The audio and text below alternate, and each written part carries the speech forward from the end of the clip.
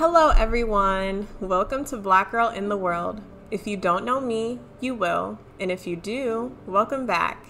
I am so happy to have you here. Happy New Year! I believe I talked about this topic before, but I'm not sure if I did speak on this, so I'm going to just pretend like I didn't and discuss it in this episode. And this year alone, I have seen many YouTube videos about the average Black girl and how the awkward girl tropes are becoming more mainstream and relatable. These can include Insecure, Chewing Gum, The Incredible Jessica James, Never Have I Ever, and many more TV shows and movies that are showing more variety of personalities that I have been longing to see normalized. Our media can now be based more on relatable content, and I love it, truthfully. As a kid, I had always struggled to connect with the media because on Disney, they were a little polished, unless it was That's So Raven or Hannah Montana with their, funny, chaotic little teenage lives. But Disney really focused on flashy clothes or whatever they were putting together on those kids. New hairstyle every day, never running out of money. Only issues that really happened is school, her family, and every now and again the flaws from her quirky love life. It was really limited with focus on a certain skin tone or hair type when there are variations of them all, and not many discussed in detail growing into adulthood on Disney either. I mean, Nickelodeon had a few, shows about teenage lives going into adulthood without making it weird or without having to add sex or profanity in it. But there weren't many shows that described the transition and the issues that could, arise from that transition. In terms that can be understood by a child or have at least some type of lessons learned that parents are trying to teach their kids, Just having shows about real life and making jokes about, those situations and transitions, because it's a possibility for all of us. I think, honestly, I haven't seen Disney Channel or Nickelodeon in a long time, but hopefully they're able to do that. But at the topic at hand, I wanted to speak about living in comfort as just a regular girl. I remember speaking to someone and explaining to them that my podcast can be targeted to all girls and women of different shades and sizes, even though I identify as a Black woman in her 20s. I am a Black girl in the world. Yes, this is true. But I also want to be seen as another podcaster on a platform that people can listen to, laugh, and relate to. You get what I'm saying? I'm just exhausted. I don't want to be the exceptionally Black goddess of PG County. It gets tiring. Hold your crown high, chocolate Afro beauty empress. I'm truly drained of that.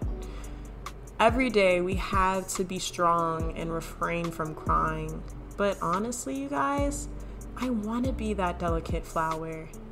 Just vulnerable, with my puppy dog eyes, tight mood.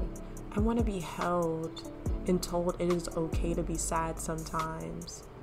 It's okay to cry. Take a nap today and get energized tomorrow.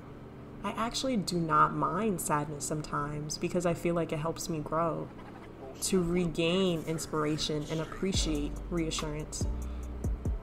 I want to continue learning and getting excited about things. I want to live comfortable with my great paying 9-to-5 job with benefits that I can take advantage of.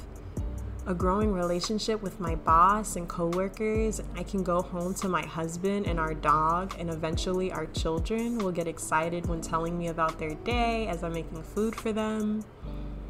I want to go to happy hour with my coworkers and giggle about things that we can giggle about privately at work, now publicly at the bar or when going shopping. I want to attend business trips where they pay for the seminars and hotel rooms and I can just, relax in between. I want to mumble and grumble to get up for work in the morning after a night of bliss, but still putting on my heels and getting ready for the day as I go into Starbucks or whatever is going to be popping in the next 3-4 years and get my coffee, go to work, and meet my, coworker or assistant or something. I want to bring my work best friend to dinner for her birthday and giggle about memes in the break room. I want to have a promotion party with people who want me to succeed. And if I haven't found my home husband yet, I want a work husband. I want to just go out with my friends and go on our annual sisterhood trips. And I want to get invited back to my parents' house for events like birthdays and anniversaries or, a retirement party. Ever since I was little, my father had always envisioned me with a big house for a big family, and I just kept telling him that I do not want a big house.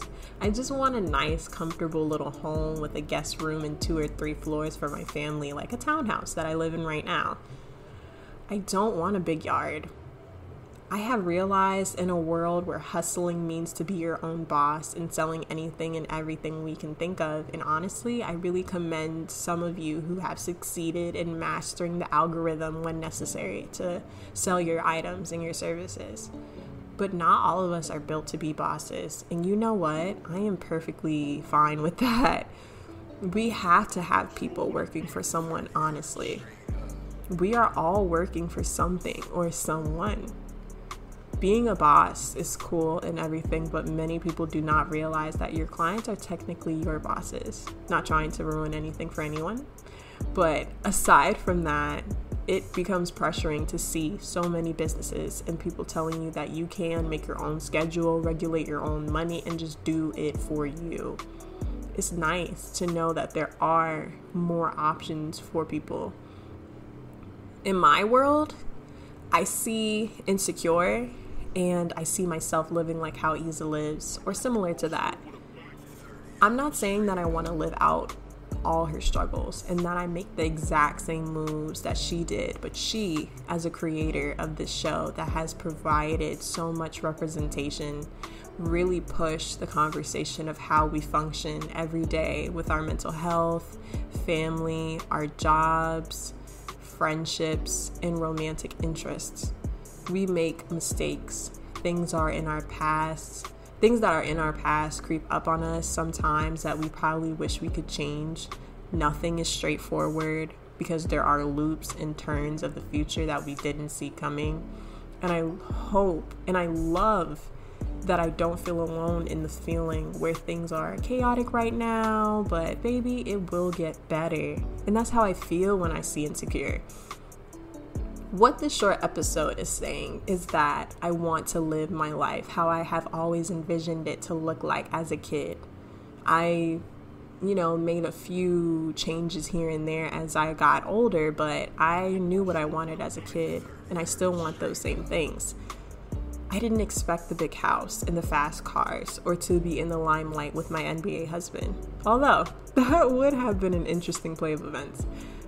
I just identified a dream that was meant for me, something that I can get excited about, and to get myself prepared for that. There is no guarantee that I will become known one day, but I want to make sure that I am involved in my community and that I've shown love to my family and friends because, truthfully, they matter to me. Nothing is wrong with seeking a regular life where I'm amongst my peers, paying my bills monthly, saving for vacations, and such and such. I'm so excited for that. I think about those things and get excited. I'm excited to know that this platform has helped me push myself to manifest what I want. I'm slowly growing into myself with that, and I'm getting what I want and deserve. Cheers to a happy, blessed year. You all, my listeners, deserve nothing, absolutely nothing, but the very best in this new year. Look at you. You're absolutely amazing, and I love you. Keep going into the positive route. It is okay to cry. It is okay to cry, and it is okay to rise up again because you got this. All right? That's my time, you guys. Bye.